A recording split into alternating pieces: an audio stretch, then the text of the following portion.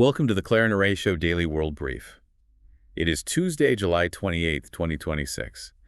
Imagine you are forced to use a $4 million Ferrari to deliver a $20,000 pizza. It gets the pizza to the door, sure, but if you operate your delivery business that way every single day, you will quickly bankrupt yourself. Which is exactly the ruinous, sort of absurd math the United States military has been facing in the skies over the Middle East. Because right now, a highly tenuous ceasefire has paused the intense direct combat between the U.S. and Iran. But the concrete financial toll of the last few months is starkly coming into focus. The U.S. government reports that Operation Epic Shiri has cost $37.5 billion so far. And the sheer scale of that expenditure becomes staggering when you realize a vast majority of that money simply vanished into the sky in the form of munitions. During nearly 40 days of intense combat, U.S. forces struck over 13,000 targets across Iran and intercepted over 1,700 Iranian drones and ballistic missiles. To achieve that level of suppression, the military fired more than 1,000 Tomahawk land attack missiles at roughly $2.6 million per missile. That is, billions of dollars of sophisticated hardware permanently expended in a matter of weeks. Analysts at the Center for Strategic and International Studies suggest it will actually take until at least 2031 just to replenish the Tomahawk inventory back to pre-war levels. So the economics of this warfare feel completely unsustainable over a long timeline. The U.S. relies really heavily on the Patriot missile system to intercept incoming aerial threats, and each Patriot interceptor costs around $4 million. Firing those at mass-produced Iranian drones that cost between $20,000 and $50,000 to manufacture creates a massive asymmetrical drain on resources. That mathematical imbalance fundamentally alters strategic calculations for the U.S. globally. The Pentagon is already requesting another $87 billion to address critical shortfalls, and replenishing these stockpiles is not just a matter of signing a check. Because it takes up to 5 years to build a single new sophisticated missile. The defense industrial base is totally bottlenecked by a shortage of specialized solid rocket motors, precision guidance electronics, and rare earth materials. Furthermore, the military fired between 190 and 290 THAAD interceptors. Terminal high-altitude area defense. There are only 9 THAAD batteries operational in the entire world, and 7 belong to the U.S. Depleting those leaves a massive window of vulnerability in the Pacific, particularly as military planners watch the approach of 2027, which is the timeline frequently cited for a potential Chinese move on Taiwan. You would assume this level of intense, high-cost military exchange would paralyze all civilian movement in the region, but commercial behavior in the conflict zone tells a completely different story. The Joint Maritime Information Center classified the threat to shippers in the Strait of Hormuz as severe, but tracking data shows at least 84 commercial ships crossed the strait during the absolute height of the hostilities earlier this year. We are talking about companies registered in the United Arab Emirates, India, and Greece, navigating massive oil and liquefied petroleum gas tankers directly through an active war zone where mines and drone swarms have been frequently reported. The persistence of that commercial traffic comes down to raw financial incentives simply outweighing mortal risk. With crude oil prices currently sitting above $80 a barrel, a producer in the region faces a brutal binary choice: halt operations and incur massive, potentially fatal corporate losses, or brave the strait and capture billions of dollars in revenue. Alternative routes are structurally inadequate to handle the volume. Pipelines in the UAE and Saudi Arabia can only offset about 4 million of the roughly 15 million barrels of oil that typically pass through the strait daily. So the global economy demands that energy, the insurance premiums just get passed on to you, the consumer, and the ships keep sailing. While those commercial ships sail out of the Persian Gulf, the domestic reality inside Iran is turning increasingly brutal. The Iranian regime is actively leveraging the distraction of the international conflict to systematically crush internal dissent. Since the start of this year, Iranian authorities have executed at least 424 people. At Gezel Hazar prison near Tehran, 1,500 death row inmates are currently on a hunger strike. In protest of grossly unfair, closed-door trials, some of these prisoners have literally sewn their lips shut. It is a horrifying image, and human rights observers, along with clandestine networks of activists, maintain these channels at immense personal risk, specifically to highlight the inverse relationship between external conflict and internal repression. Whenever the immediate threat of U.S. airstrikes pauses or the international gaze shifts, the Iranian regime accelerates its domestic executions. The government uses the shadow of the war as a convenient cover to eliminate political prisoners, protesters arrested during previous uprisings, and marginalized citizens convicted on highly dubious drug charges. Last year alone, nearly 800 people were hanged for drug offenses, and these are rarely cartel leaders. They're often low-ranking couriers from impoverished minority groups who were convicted based on confessions extracted under severe torture. The hunger strike and the extreme act of sewing your lips shut is a desperate attempt to force the international community to acknowledge their reality when the headlines are solely focused on geopolitics and missile intercepts. The severe limits of U.S. military bandwidth we are seeing in the Middle East are also directly complicating decisions in other volatile regions. Washington is currently weighing a new military intervention, this time in West Africa. The U.S. is considering an air campaign in Mali to target JNI, an al-Qaeda-linked group that killed over 1,200 people in 2025. Mali's military government previously brought in Russian mercenary forces to stabilize the country, but that strategy has spectacularly failed. JNI has essentially expanded into a de facto state. They're collecting taxes, they are mediating local land disputes, and even blockading major fuel shipments to the capital, Bamako. But dropping bombs from the sky fundamentally ignores the daily reality on the ground that allows a group like JNI to succeed. Because they exploit extreme poverty and a complete systemic lack of state services. If you live in a rural village in Mali, how does an American drone strike solve the absence of a local school, a functioning health clinic, or a non-corrupt court system? We only need to look at U.S.-backed strikes in northern Nigeria, which repeatedly failed to achieve long-term stability because they did not address the underlying economic desperation that drives citizens to accept the brutal but predictable order imposed by extremist groups. The Nigeria example perfectly validates the deep skepticism surrounding a potential air campaign in Mali. Counterterrorism experts consistently point out that civilian casualties resulting from airstrikes are immediately weaponized by insurgents.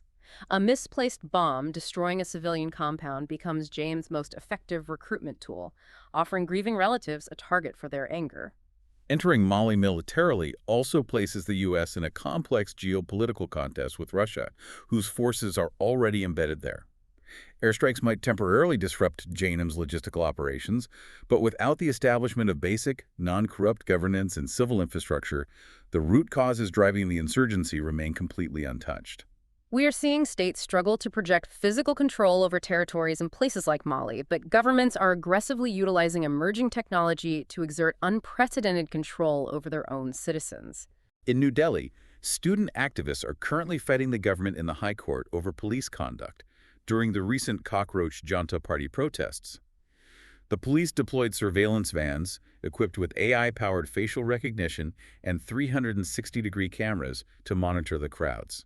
Activists argue this constitutes unconstitutional mass surveillance, lacking any legal framework, and they are demanding the immediate destruction of all collected personal data. That legal challenge highlights the aggressive, largely unregulated expansion of state monitoring tools globally. The Indian Solicitor General publicly defends the police conduct, claiming privacy arguments at a public gathering are ironical and that the facial recognition checks are strictly necessary for state interest and public safety. States deeply desire the ultimate visibility that AI surveillance provides. The technology allows authorities to track, catalog, and cross-reference political dissent in real time, deliberately deploying these systems years before legislative frameworks or privacy protections are ever drafted to govern them. While India seeks ultimate digital visibility, China is experiencing the exact opposite problem, a catastrophic loss of informational control. Following Typhoon Nul, Chinese social media platforms became inundated with AI-generated fake videos showing severe flooding in completely unaffected areas, floating dead bodies, and crocodiles escaping into urban rivers. It triggered widespread panic buying of emergency supplies and massive public confusion.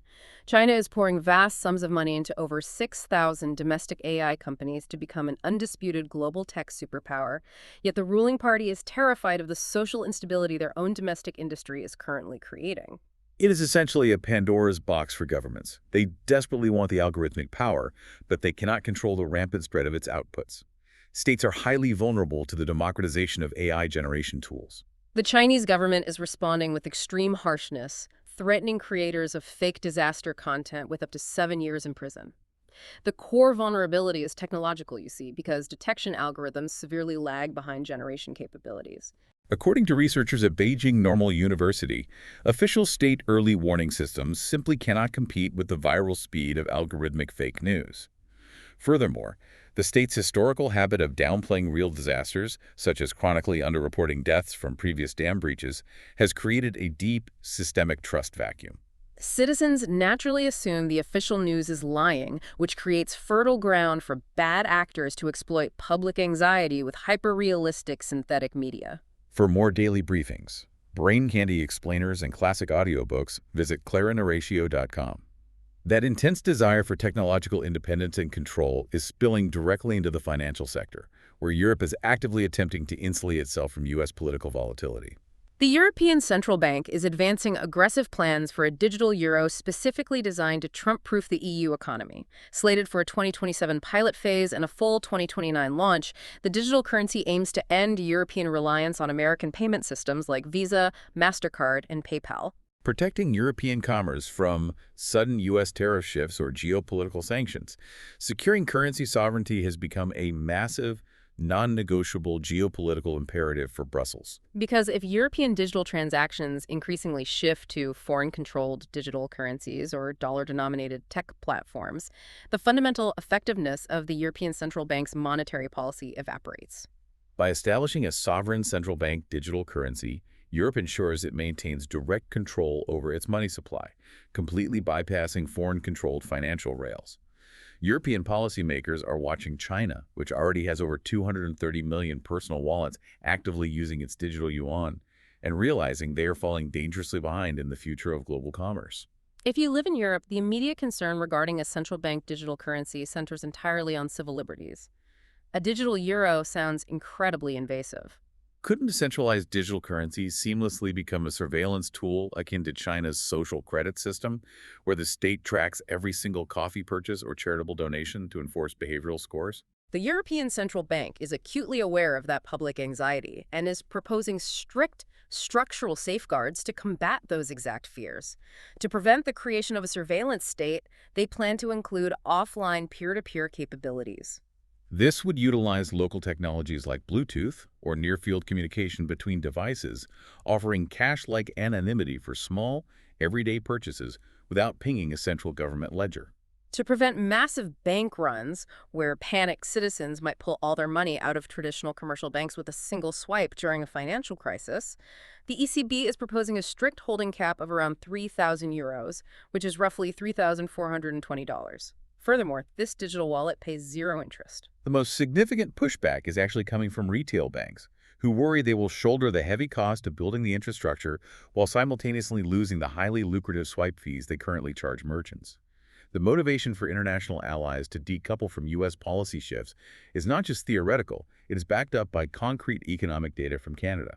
Statistics Canada just reported that Canadians spent $3.3 billion less on travel to the U.S. in 2025 compared to the prior year.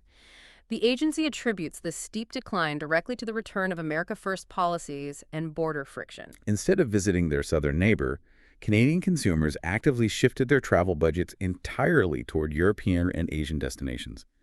That data provides a tangible economic consequence to political rhetoric. When civilian border crossings fall by a full third, mirroring the deepest declines on record since September 2001, it signals a persistent structural shift away from U.S. reliance. It proves that both sovereign nations and everyday consumers are actively seeking and utilizing alternatives to American systems, whether that manifests in global tourism patterns, the deployment of a digital euro, or the restructuring of international supply chains. While nations and consumers attempt to evade or mitigate economic friction, physical and legal consequences are currently catching up with major corporations and the global climate in ways that cannot be bypassed. Johnson & Johnson has formally offered up to $5.5 billion to settle 76,000 ongoing lawsuits in the U.S. These suits allege their talc-based baby powder was contaminated with asbestos and caused fatal ovarian cancer. The company stopped selling the product globally in 2022, but continues to firmly deny the allegations, framing the multi-billion-dollar settlement as a practical way to resolve meritless claims. The settlement offer represents a calculated strategy of legal attrition. Talc is mined directly from the earth in geological seams that naturally occur very close to asbestos, which is a known and highly potent carcinogen. Despite winning certain individual court cases over the years, the sheer crushing volume of 76,000 pending lawsuits creates unacceptable long-term financial uncertainty for the corporation's shareholders. Offering $5.5 billion is a pragmatic, clinical attempt to surgically amputate the liability, cap the financial bleeding, and protect the broader corporate mission from decades of continuous litigation. The juxtaposition is striking. A massive corporation can attempt to use billions of dollars to surgically amputate a problem and make it disappear, but humanity cannot buy its way out of the undeniable physics of the climate crisis. The physical environment is experiencing extreme compounding pressures right now. Wildfires in France and Spain just forced the sudden evacuation of 4,000 people near Bordeaux, and extreme 40 degrees Celsius heat waves have left 14 dead in Spain. Concurrently, unprecedented monsoon flooding in Asia has killed 31 people in Afghanistan, and record rainfall is washing away entire rural villages in Bangladesh and China. We are watching a shared global debt coming due, governed by fundamental thermodynamics. The scientific reality, extensively documented by the Met Office and the United Nations, hinges on the Clausius-Clapeyron relation. A warmer atmosphere physically holds significantly more water vapor, roughly 7% more for every degree Celsius of warming. When it rains in regions like Southeast Asia, the atmosphere drops catastrophic, supercharged volumes of water, overwhelming infrastructure that was built for the climate of the 20th century. Simultaneously, that exact same global heating extracts moisture from vegetation in Western Europe, turning vast forests into dry kindling.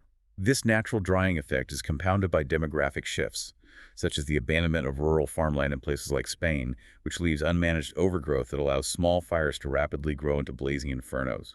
These extreme events are not isolated, unlucky anomalies. They are the shared mathematical consequence of continued global fossil fuel reliance. It requires recognizing that the modern world is currently operating with zero margin for error. Whether you are looking at the finite number of $4 million interceptor missiles sitting in a depleted military stockpile, the fragile trust holding our digital information ecosystems together in the face of algorithmic manipulation, or the absolute physical limits of our planet's atmosphere to absorb heat. The buffers that used to absorb our miscalculations are entirely gone. Every decision made by a central bank, a military planner, or a major corporation now carries immediate compounded weight that directly impacts your daily life. The compounding nature of these events demands a high level of civic awareness. The physical limits of military supply chains, the legal limits of state surveillance, and the thermodynamic limits of the climate are not distinct abstract problems. They are the defining realities shaping the immediate future of global governance and human security. If you need a brief palate cleanser from the heavy geopolitical reality of 2026, you can visit our site for a debate candy review of this year's weirdest ice cream flavors. We are thoroughly evaluating highly questionable culinary choices, including Paxo Sage and onion stuffing, alongside a surprisingly perfect brown butter popcorn. Please visit clarinarratio.com for more daily briefings and classic audiobooks. Until next time, keep questioning the world around you.